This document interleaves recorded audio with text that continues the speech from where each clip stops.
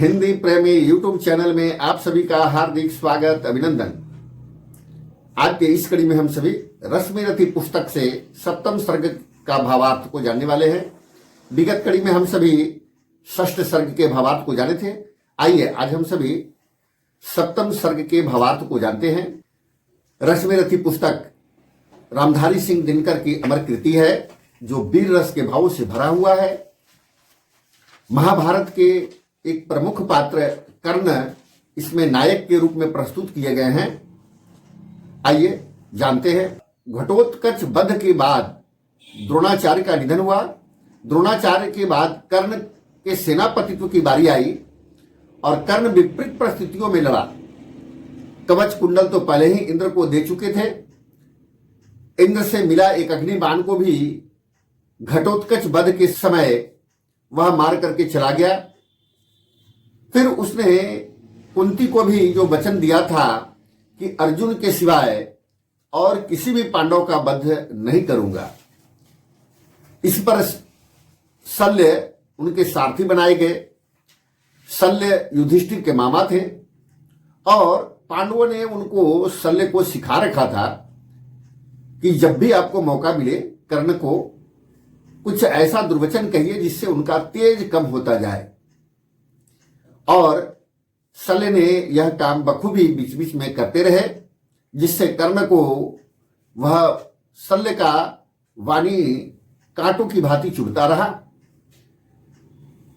तब भी कर्ण का पांडवी सेना पर भयानक आक्रमण हुआ और पांडवी पक्ष के वीर जवाब नहीं दे सके। कर्ण का आज प्राणपण से लड़ रहा था। उनकी इच्छा थी कि अर्जुन और कृष्ण दोनों को बंदी बनाकर समर भूमि में ही दुर्योधन की जय तिलक लगा दी जाए, सजा दी जाए। और वह उत्साह से लड़ रहा था। उसी समय धर्मराज युधिष्ठिर कर्ण के सामने आ जाते हैं, परंतु उसने युधिष्ठिर को पकड़ करके भी छोड़ दिया क्योंकि उन्होंने कुंती को वचन दे रखा था।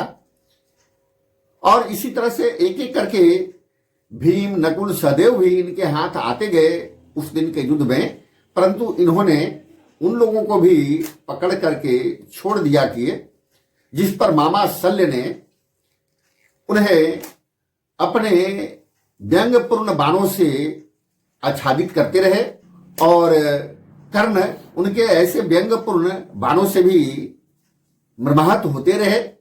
इसी बीच अर्जुन उनका सामने आ जाता है और जब कर्ण ने संधान किया तो एक बार अर्जुन मूर्छित भी हो जाते हैं, परंतु मूर्छा से जागते ही अर्जुन पुनः अपने भयानक पराक्रम के साथ में पुनः युद्ध करने लगता है और वह संग्राम घनघोर हो जाता है।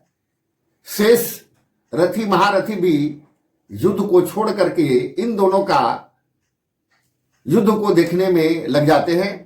इसी बीच अश्वसेन सर्प आते हैं और कर्ण को बोलते हैं कि मैं प्रार्थना करता हूं कि मुझे अपने बाण पर चढ़ाकर चला, मैं अर्जुन का वध करूंगा।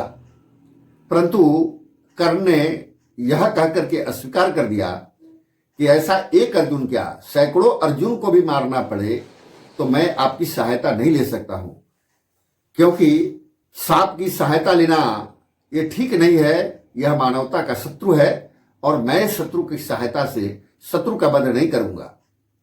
और इसके पश्चात भगवान श्री कृष्ण सामने आते हैं और उनके शौर्य का प्रशंसा करते हैं। उनके यानी कि कर्ण के शौर्य की प्रशंसा करते हैं। साथ ही साथ अर्जुन को भी कर्ण के विरुद्ध उत्तेजित करते हैं और इसी समय कर्ण को अपना मृत्यु का पूर्वाभास हो जाता है और वह शल्य को कहते हैं कि मेरी रथ को वहां ले चलो जहां अर्जुन और कृष्ण दोनों पांडवों पक्ष के साथ में नामी ग्रामी सभी योद्धाओं के बीच में है, वहां ले चलो और वहीं मैं लड़ता हुआ या तो जीतूंगा या मृत्यु को वरण करूंगा।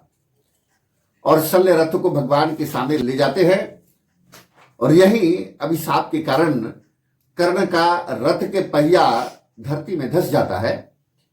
बहुत प्रयत्न करने के पश्चात भी जब रथ का पहिया नहीं निकलता है तब जाकर के कर्ण रथ से नीचे उतरते हैं, शस्त्र को रख करके पहिए को निकालने का प्रयास करते हैं। उसी समय कृष्ण ने अर्जुन को इशारा किया और उस निशस्त्र कर्ण पर अर्जुन ने बाणों का बौछार कर दिया, जिससे कर्ण वहीं पर गिर जाते हैं।